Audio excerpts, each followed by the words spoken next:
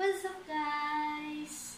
It's me, Maureen. Welcome to my vlog. Bagong video na naman tayong gagawin ngayon. Gagawa tayo ng santol jam. Tuturuan ko kayo paano gumawa nito. Ito po yung mga sangkap. Santol, nagbilatan na, 25 piraso, 25 pieces.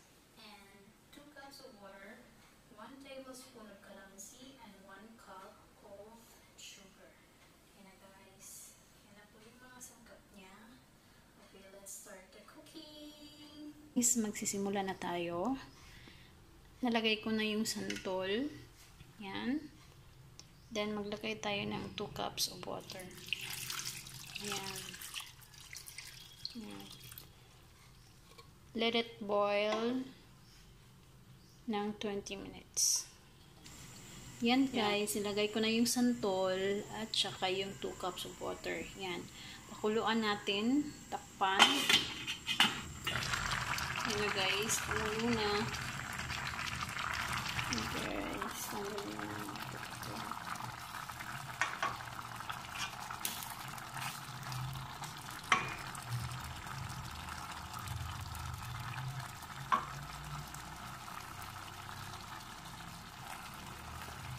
Yan guys, separate ko na yung lahat ng buto.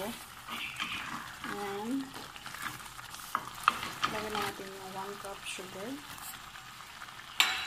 Ayan. Haluin.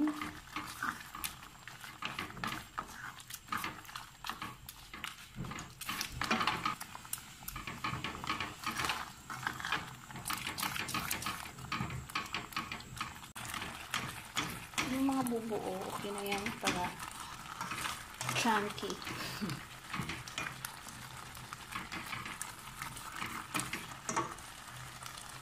Ayan.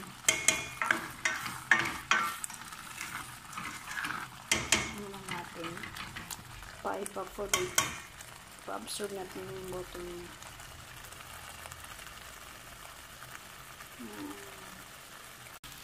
Na guys, i-dyan natin guys.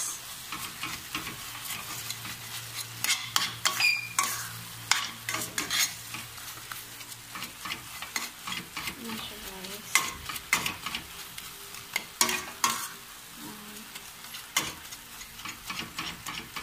Yan, may pampalaman na tayo sa bread natin.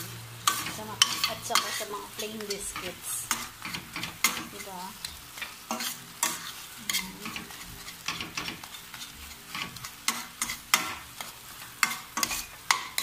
Diyan na tayo.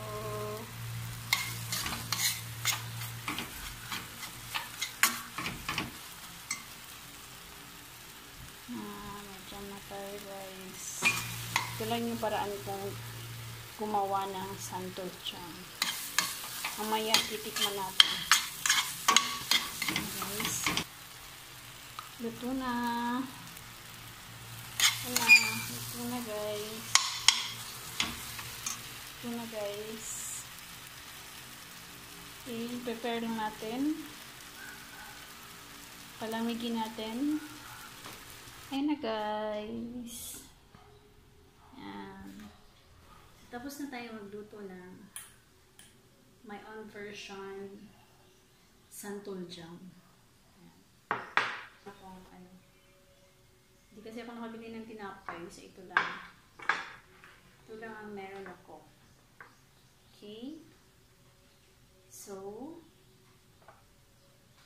ayan guys. Tikiman na. Ito yung jam ko guys.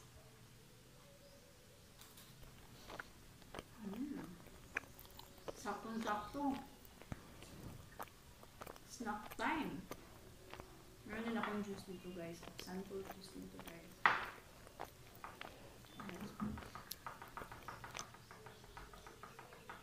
Yan. Guys.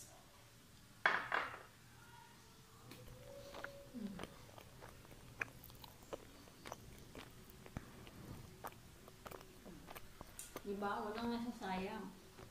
Ginawa ko lang naman to kasi dami ko yung santol.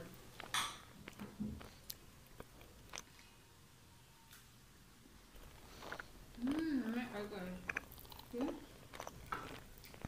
Try nyo din to guys. Gumawa. Try nyo din gumawa nito. Busog na ko guys. Busog na ko. Hindi na ako manihapon. Hindi na ako maghapunan guys. Busog na ako guys.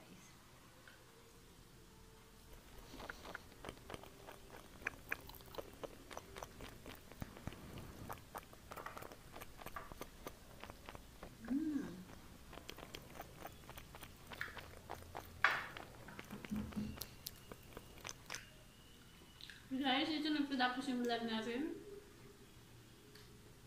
Thank you for watching. See you sa next vlog. Bye!